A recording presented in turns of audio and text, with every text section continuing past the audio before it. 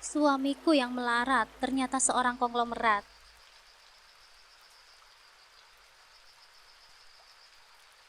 Assalamualaikum sahabat Bunda. Semoga Allah selalu memberikan kesehatan dan kebahagiaan untuk kita semua. Buat sahabat Bunda yang sudah subscribe, semoga rezekinya dilancarkan ya. Amin ya robbal alamin.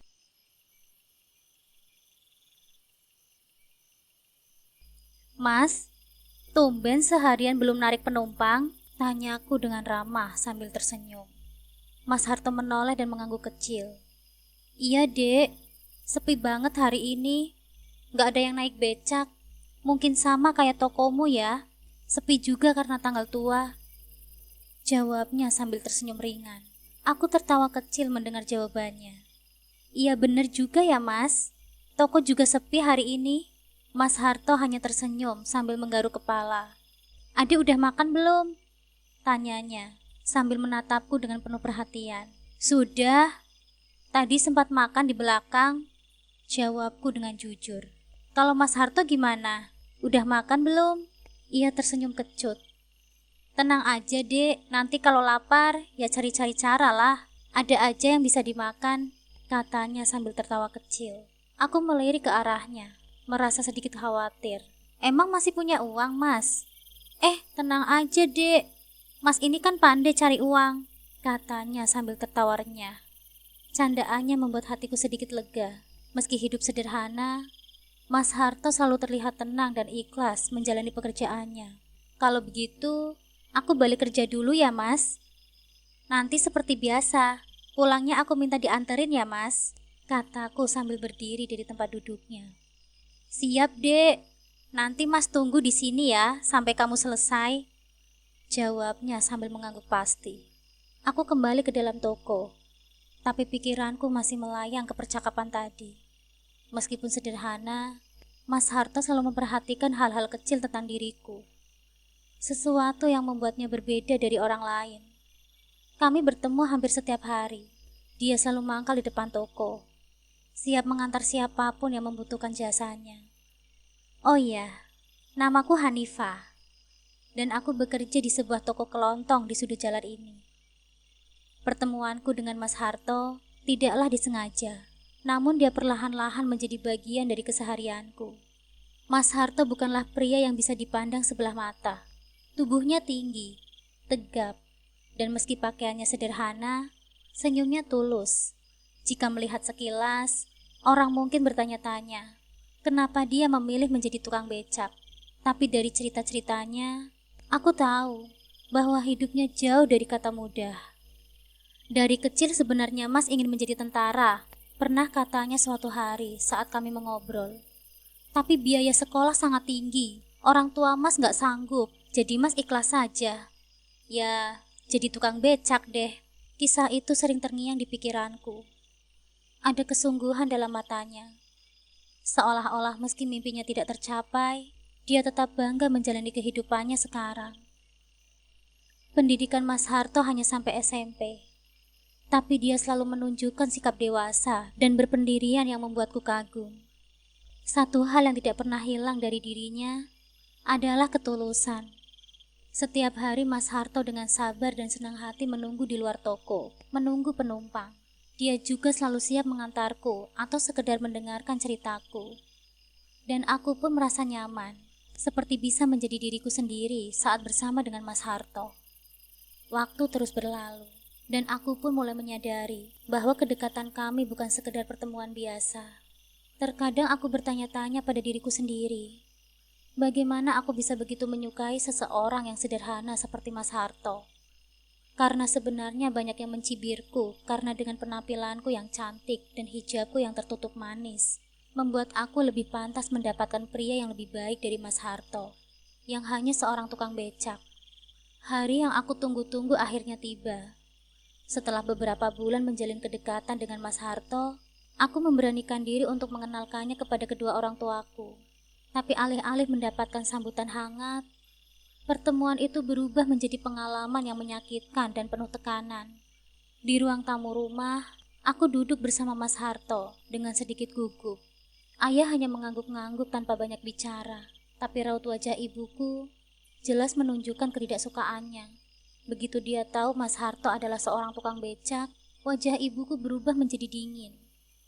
"Apa kamu serius, Hanifah?" tanya ibuku dengan nada suara yang tidak bisa disembunyikan lagi ketajamannya.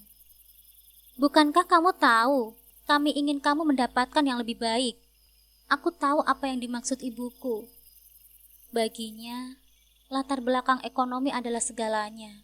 Kakak pertama dan keduaku telah memenuhi ekspektasi keluarga dengan menikah secara terhormat.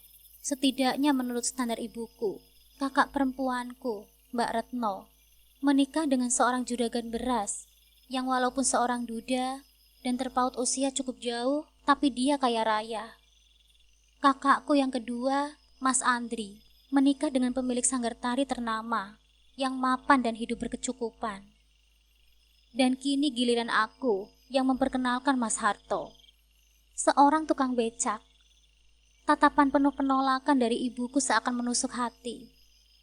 "Hanifah, ini bukan main-main ya. Bagaimana kehidupanmu nanti? Apa kamu tidak malu? Satu-satunya dari anak-anak ibu yang menikah dengan orang yang serba kekurangan."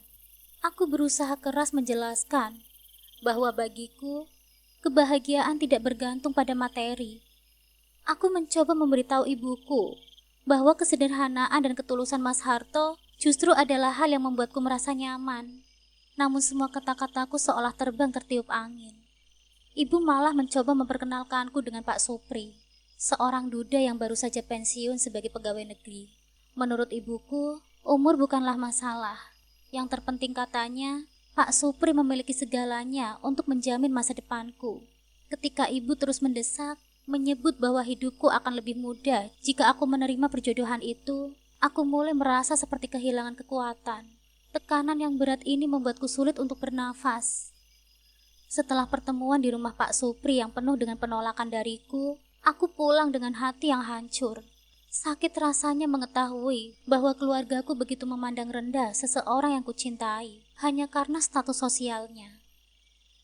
Malam itu, aku mulai merasa tak enak badan. Badanku panas dingin, dan dalam beberapa hari, keadaanku semakin memburuk. Tubuhku lemas dan tidak bisa bangun dari tempat tidur. Keluarga akhirnya membawaku ke rumah sakit. Dan di sanalah, ayah mulai melihat bahwa ada sesuatu yang salah. Ayahku, meski tak banyak bicara, mulai paham bahwa penolakan keras ibu terhadap Mas Harto sangat mempengaruhi kesehatanku. Setelah beberapa hari di rumah sakit, ayah datang ke kamar rawatku dan duduk di sampingku, menggenggam tanganku. "Hanifah," ucap ayah dengan lembut. "Ayah tidak ingin kamu sakit seperti ini terus. Kalau kamu memang merasa bahagia dengan Harto, ayah akan mendukungmu. Jangan terlalu memikirkan apa kata orang lain." Mendengar kata-kata ayah, aku merasakan sedikit ketenangan. Bagiku dukungan dari ayah sudah cukup untuk memberikan kekuatan dalam menghadapi ini. Meski ibu mungkin belum bisa menerima Mas Harto, aku tahu bahwa dukungan ayah memberiku harapan untuk tetap memperjuangkan cinta yang tulus ini. Akhirnya, setelah sekian lama menunggu dan melalui hari-hari yang penuh ketegangan, ayah berhasil meyakinkan ibuku untuk merestui hubungan kami. Meskipun ibu masih terlihat tidak senang, aku bersyukur dia akhirnya mengizinkan pernikahan ini. Kesehatanku mulai pulih setelah mendapatkan kepastian ini. Dan setelah beberapa hari, aku akhirnya bisa keluar dari rumah sakit dengan kondisi yang lebih baik. Begitu aku merasa siap, aku segera menghubungi Mas Harto untuk memintanya datang ke rumahku bersama keluarganya. Beberapa hari kemudian, Mas Harto dan orang tuanya datang ke rumahku. Mereka datang dengan hati yang lapang, meski dengan kesederhanaan. Ibu menyuruh mereka untuk duduk di ruang tamu dengan senyum tipis yang penuh tekanan. Orang tua Mas Harto membawa hasil panen sayur dan buah-buahan segar dari ladang tempat mereka bekerja. Mereka bukanlah pemilik lahan, hanya pekerja kasar yang hidup sederhana. Jadi apa yang mereka bawa adalah hasil pemberian dari majikan mereka sebagai tanda penghargaan. Ekspresi ibuku dan kedua kakakku yang ikut dalam acara lamaran itu begitu jelas, senyum sinis dan pandangan meremehkan. Saat ibu melihat bungkusan sayur dan buah-buahan di meja, Ia bergumam kecil. Ya ampun, tidak ada hadiah lain ya yang lebih pantas? Mbak Retno, kakakku yang menikah dengan juragan beras, mendesah dan memalingkan wajahnya. Ya, setidaknya nggak perlu sayur deh, kita kan bukan pasar. Tambahnya pelan, tapi cukup untuk didengar. Aku merasa marah dan malu mendengar ejekan mereka. Tetapi orang tua Mas Harto tetap tenang, menerima semua itu dengan hati yang lapang. Bahkan mereka tetap tersenyum dan menundukkan kepala, seakan mereka sudah terbiasa dengan situasi seperti ini. Ayahku pun berusaha menenangkan situasi dengan meminta ibu dan kakak-kakakku untuk menjaga sikap. Setelah itu, kami membahas rencana pernikahan kami. Namun karena Mas Harto memang tidak memiliki banyak uang, kami memutuskan untuk melangsungkan pernikahan dengan cara yang sederhana. Hanya akan ada akad nikah di KUA tanpa perayaan atau pesta apapun. Ibuku protes, merasa malu jika pernikahan putri bungsunya hanya dilaksanakan dengan sederhana, tanpa keramaian atau pesta besar. Tapi aku tetap teguh dengan keputusan kami. Yang terpenting bagiku adalah bisa menikah dengan Mas Harto, tidak peduli bagaimana caranya. Hari pernikahan pun tiba, hanya beberapa orang terdekat yang hadir di KUA. Mas Harto nampak rapi dengan baju putih polos, dan aku mengenakan kebaya sederhana. Saat akad nikah diucapkan, aku merasakan ketenangan yang luar biasa. Semua masalah dan rasa sakit hati terhadap ibu dan kakakku seakan menghilang, digantikan oleh kebahagiaan yang tulus. Setelah ijab kabul, aku menatap Mas Harto, suamiku yang kini resmi menjadi bagian dari hidupku. Tatapannya penuh dengan kehangatan dan ketulusan, sesuatu yang tidak bisa diberikan oleh uang atau harta apapun. Meski tanpa perayaan besar, aku tidak menyesal sedikit pun. Aku bersyukur bisa menikah dengan pria yang mencintaiku dengan tulus dan menghargai aku apa adanya. Setelah menikah, aku dan Mas Harto tinggal di rumah orang tuaku. Meskipun ayah mendukungku, tetapi ibu dan kedua kakakku, Mbak Retno dan Mas Andri, seringkali memperlihatkan sikap merendahkan kepada Mas Harto. Setiap kali Mbak Retno atau Mas Andri datang berkunjung, ejekan dan sindiran seakan menjadi bagian dari rutinitas. Harto, becaknya diparkir di luar kan? Jangan sampai halaman rumah jadi nyampah. Ujar Mbak Retno sambil tersenyum sinis suatu hari. Aku yang berada di dapur hanya bisa mendengar sambil menahan nafas, merasa tak nyaman setiap kali mereka melecehkan suamiku. Mas Harto hanya tersenyum, seakan sudah kebal dengan semua cemoohan yang diterima. Puncaknya terjadi saat keluarga besar kami mengadakan acara kumpul di rumah. Saudara-saudara yang lain datang dengan keluarga mereka, dan suasana rumah ramai oleh suara tawa dan canda. Namun aku merasa tak nyaman karena dari awal acara, Mas Harto seakan sengaja dipinggirkan. Ibu bahkan meminta Mas Harto untuk mencuci mobil suami Mbak Retno. Seolah-olah ia hanyalah seorang pembantu yang bisa diperintah sesuka hati. Aku melihat tatapan lelah di mata Mas Harto saat ia mengambil ember dan lap, membersihkan mobil yang sama sekali bukan tanggung jawabnya. Aku ingin membela Mas Harto, tetapi kenyataannya aku sendiri merasa tidak punya kuasa. Aku hanya menumpang di rumah ini karena secara finansial kami memang belum mampu untuk tinggal di tempat sendiri. Tinggal bersama orang tua Mas Harto juga tidak mungkin, mengingat mereka tinggal di rumah kecil yang sudah sangat sederhana dan nyaris tak muat lagi jika ditambah kami berdua. Namun setiap kali melihat Mas Harto bekerja keras dan menerima perlakuan buruk dengan hati yang lapang, aku merasa bersalah dan semakin mengagumi ketabahannya. Setiap malam, setelah semua anggota keluarga tertidur, Mas Harto sering mengajakku berbicara dengan suara pelan di kamar. "Nggak apa-apa, Dek. Mungkin mereka memang belum benar-benar percaya kalau aku bisa membahagiakan kamu," kata Mas Harto suatu malam, sambil tersenyum kecil.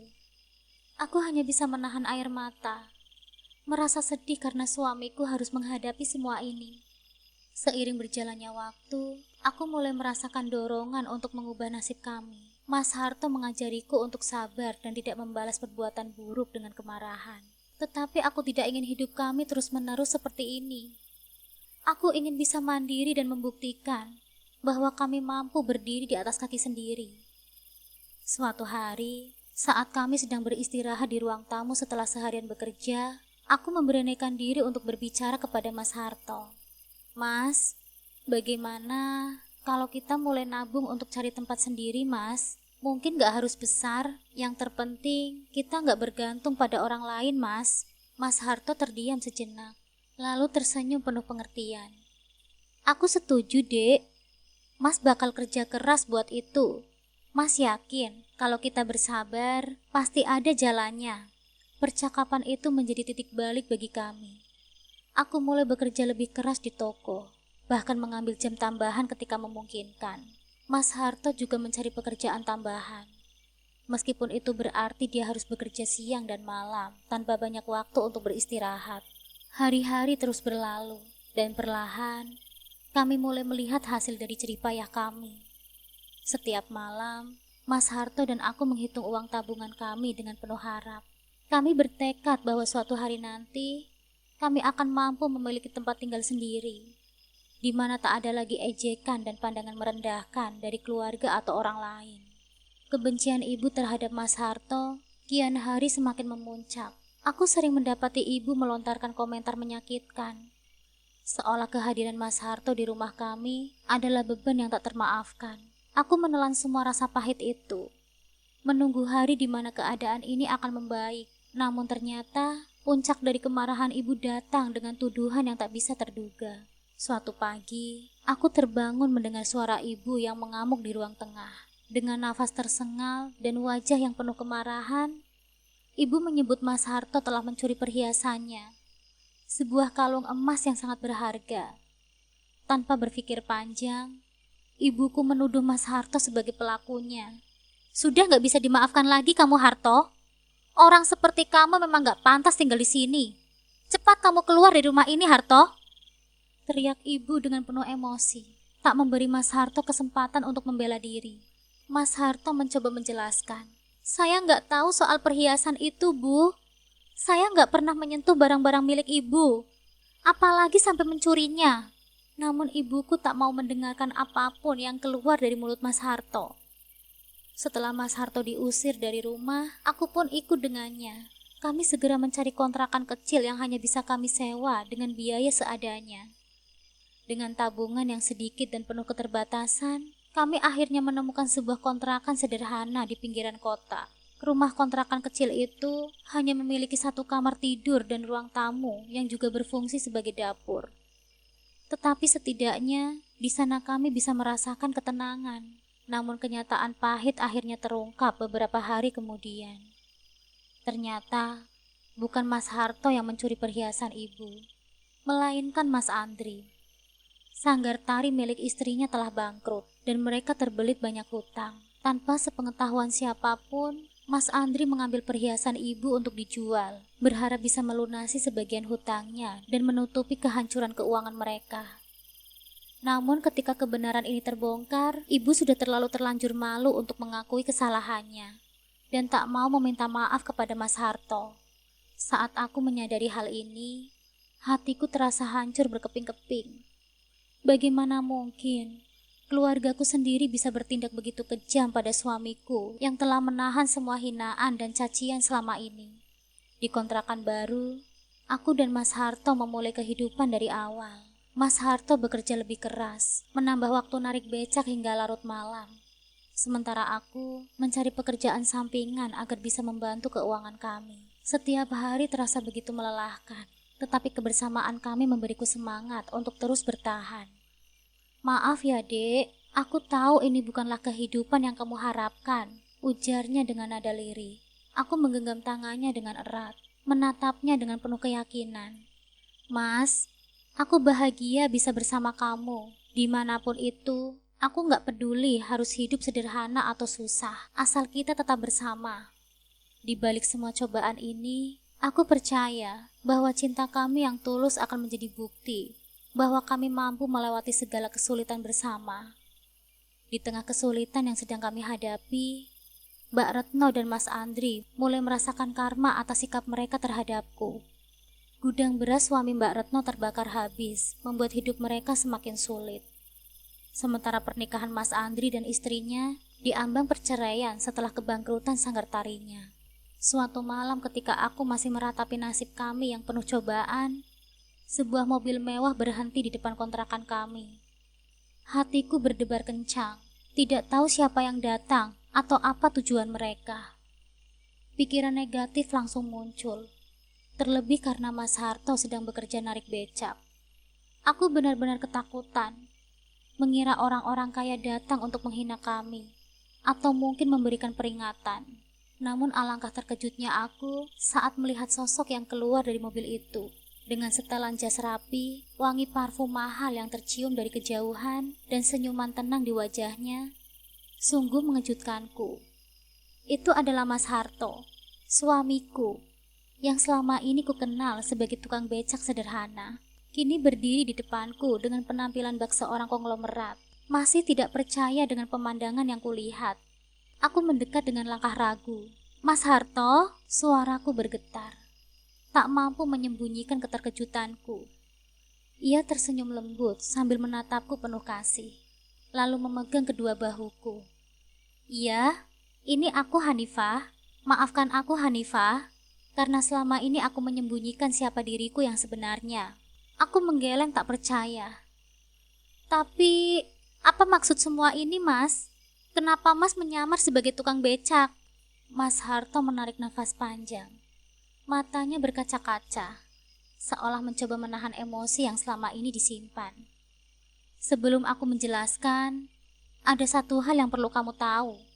Kamu ingat saat kamu membantu seorang pria tua yang pingsan di depan toko dulu? Aku memutar ingatan kembali pada hari itu. Seorang pria tua pingsan di depan tokoku, dan aku tanpa pikir panjang, segera membantunya. Aku membawanya ke toko, mengoleskan minyak angin di dadanya, dan memberinya teh hangat sehingga kondisinya membaik. Pria itu sangat berterima kasih dan pergi setelah beristirahat sebentar.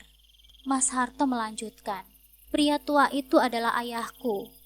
Sejak hari itu, ayah kagum dengan ketulusanmu. Beliau menyadari bahwa kamu adalah sosok yang langka, seseorang yang tidak melihat orang hanya dari penampilannya atau status sosialnya. Karena itulah, ayah memintaku untuk mengenalmu lebih jauh. Aku terdiam, mencoba mencerna setiap kata yang baru saja kudengar.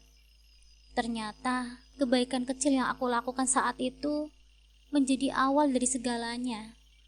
Namun masih ada satu hal yang membuatku bingung. Tapi kenapa, Mas? Kenapa kamu harus menyamar sebagai tukang becak? Mas Harto menghela nafas panjang, lalu menjelaskan. Ayah ingin memastikan bahwa kamu benar-benar mencintaiku apa adanya. Dan aku juga ingin tahu bagaimana rasanya menjalani kehidupan sederhana, mengerti bagaimana rasanya berada di bawah. Aku sadar, kalau aku datang dengan menunjukkan siapa aku yang sebenarnya, mungkin kamu tidak akan mengenal diriku yang sebenarnya. Jadi aku memilih hidup sebagai tukang becak untuk sementara waktu. Air mataku jatuh dari sudut mataku. Semua kebahagiaan, kebingungan, dan keharuan berkumpul menjadi satu. Selama ini, aku mengira hidup kami penuh dengan ujian dan kesulitan tanpa akhir. Namun ternyata di balik semua itu, ada cinta tulus yang diuji dengan cara yang tidak pernah aku bayangkan. Aku tidak tahu harus berkata apa, Mas. Semua ini terlalu mengejutkan, bisikku dengan suara bergetar. Mas Harto mengusap air mataku sambil tersenyum. Aku berterima kasih karena kamu tetap bertahan bersamaku. Meski dalam segala kekurangan dan hinaan, kamu menunjukkan bahwa cinta sejati itu ada. Dan aku berjanji akan membalas semua ketulusanmu itu. Malam itu, aku seolah berada di dalam mimpi. Di balik kenyataan yang keras, ternyata ada keajaiban besar yang tak pernah kusangka. Tak lama setelah itu, Mas Harto mengundangku untuk bertemu dengan keluarganya yang sebenarnya. Orang tua yang dulu ia bawa saat melamarku hanyalah orang yang ia sewa untuk menjaga penyamarannya. Hari itu terasa bagaikan mimpi. Aku berdiri di hadapan sebuah rumah yang megah, dengan arsitektur klasik yang memancarkan keanggunan. Dikelilingi taman luas dengan bunga-bunga indah yang tertata rapi. Rumah itu tak seperti yang pernah kubayangkan. Dan aku tidak pernah berpikir bahwa suatu hari nanti aku akan diajak ke tempat sebesar ini. Mas Harto yang bernama aslinya Nisan Putra Anggara tersenyum lembut sambil menggenggam tanganku, mencoba menenangkan perasaan gugup yang aku rasakan. Sambil melangkah masuk, aku disambut dengan penuh kehangatan oleh ayah Mas Nizam, Pak Bram Anggara, yang ternyata seorang pengusaha terpandang dengan reputasi yang baik. Dengan mata yang berkaca-kaca, Pak Bram langsung memelukku dan berkata, "Selamat datang Hanifah. Ayah sudah lama menantikan hari ini, saat Nizam akhirnya pulang dengan membawa menantu yang ayah impikan." Mendengar kata-kata itu, aku merasa tidak mampu berkata-kata.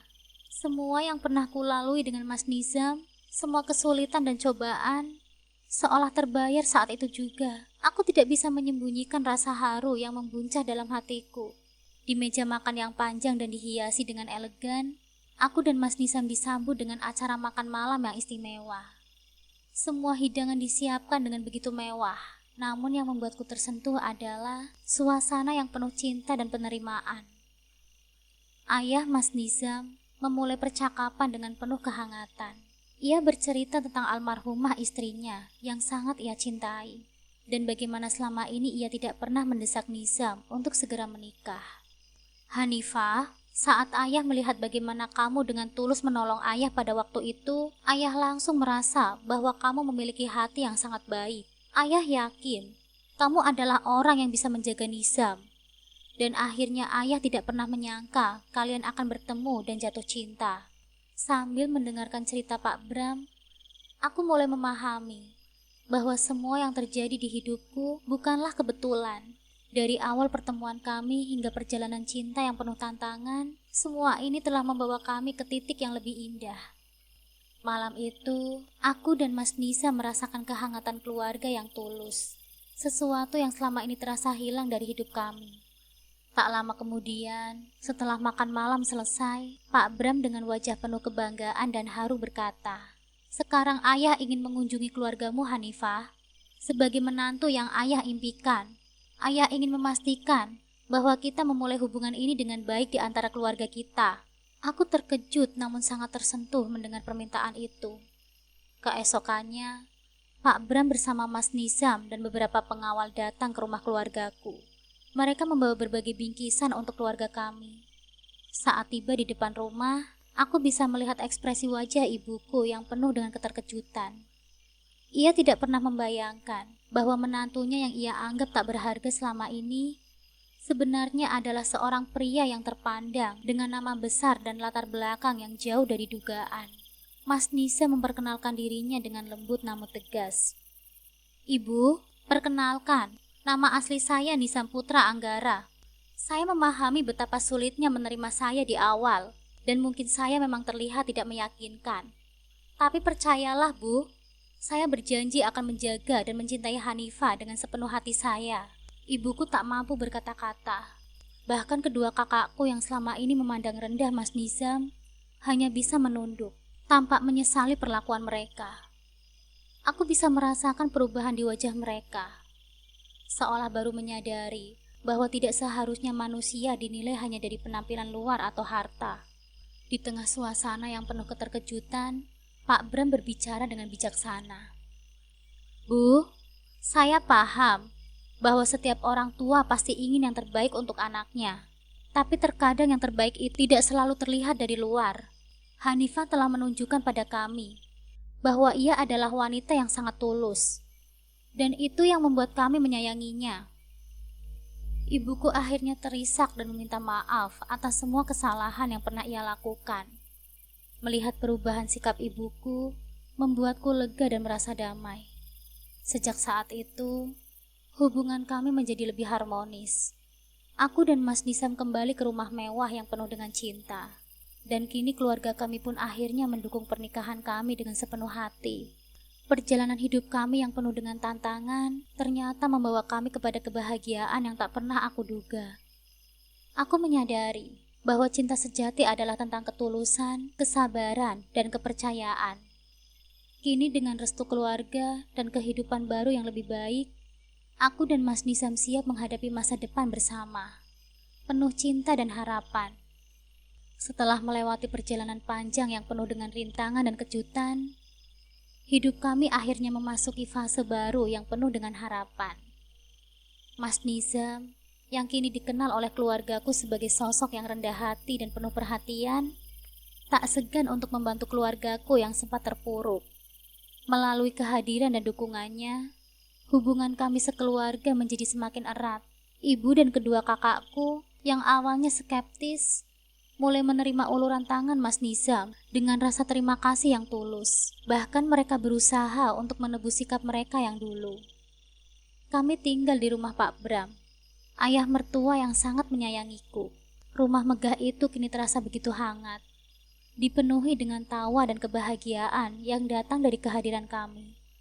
Setiap sudut rumah menjadi saksi bisu atas perjalanan hidup kami, di mana cinta dan dukungan mengalir dengan deras. Pak Bram, dengan kebijaksanaan dan kasih sayangnya, selalu memberikan nasihat yang membangun. Dia mengajarkan kami arti keluarga, serta pentingnya saling menghargai dan mendukung satu sama lain dalam suka maupun duka. Puncak kebahagiaan kami terjadi saat putra pertama kami lahir. Mas Nizam dengan penuh semangat menantikan kelahiran Anggara Pratama, nama yang kami pilih dengan sepenuh hati. Nama tersebut diambil dari nama belakangnya dan bermakna yang terdepan. Sebuah harapan agar putra kami bisa menjadi sosok yang selalu memimpin jalan kebaikan. Saat Anggara lahir, aku dan Mas Nizam merasakan kebahagiaan yang tak terlukiskan. Di saat itu, semua kesedihan dan kepedihan yang pernah kami alami seolah sirna, tergantikan oleh cinta yang mengalir deras di dalam hidup kami. Ketika kami memandangi Anggara yang tertidur lelap di antara kami, air mata kebahagiaan mengalir di pipiku. Dia adalah simbol dari semua harapan dan impian yang kami ukir bersama. Setiap kali aku menyusui dan melihat wajah mungilnya, aku teringat akan perjuangan dan tantangan yang telah kami hadapi. Kekuatan cinta kami yang tak tergoyahkan, meskipun dikelilingi oleh skeptisisme dan penolakan, telah membawa kami ke tempat ini. Mas Nizam, sambil mengelus kepala Anggara, berbisik, "Kita akan mengajarinya tentang cinta, kesederhanaan, dan keberanian, sayang. Kita akan membesarkan Anggara dalam lingkungan yang penuh kasih sayang." Dari sinilah, kami mulai merajut mimpi baru kami, menyusun langkah demi langkah untuk masa depan yang lebih baik. Kami berkomitmen untuk memberikan Anggara segalanya yang terbaik. Tak hanya dalam materi, tetapi juga dalam pendidikan dan cinta yang tulus. Mas Nizam dan aku sering berdiskusi tentang harapan dan cita-cita untuk anak kami ke depannya. Setiap malam, setelah merawat Anggara dan memastikan dia tidur dengan nyenyak, aku dan Mas Nizam duduk di teras, memandangi bintang-bintang yang bertaburan di langit. Dalam keheningan itu, kami merenungkan perjalanan hidup kami. Tuhan memang tidak pernah salah memberikan ujian, kata Mas Nizam. Setiap kesulitan yang kita hadapi justru mengajarkan kita arti cinta sejati dan ketulusan. Dalam dekapan malam, kami berjanji untuk terus saling mendukung. Apapun yang terjadi, kami percaya cinta kami akan terus tumbuh, seiring dengan tumbuhnya Anggara menjadi sosok yang diimpikan. Dengan keyakinan dan harapan, kami menatap masa depan yang lebih cerah, penuh dengan kebahagiaan dan keberanian untuk menghadapi tantangan yang mungkin datang. Akhirnya, kami mengerti bahwa hidup ini adalah tentang perjalanan, bukan hanya tujuan. Kebahagiaan sejati terletak pada kemampuan untuk saling mencintai dan mendukung satu sama lain dalam segala kondisi. Kami berjanji untuk selalu mengajarkan Anggara bahwa cinta sejati tidak mengenal status atau kekayaan, melainkan sikap saling menghormati, memahami, dan memberikan yang terbaik untuk orang-orang yang kita cintai. Dengan penuh harapan, kami melangkah ke depan, siap menyambut setiap hari baru dengan cinta yang semakin kuat. Karena bersama Mas Nizam dan Anggara, aku merasa memiliki segalanya.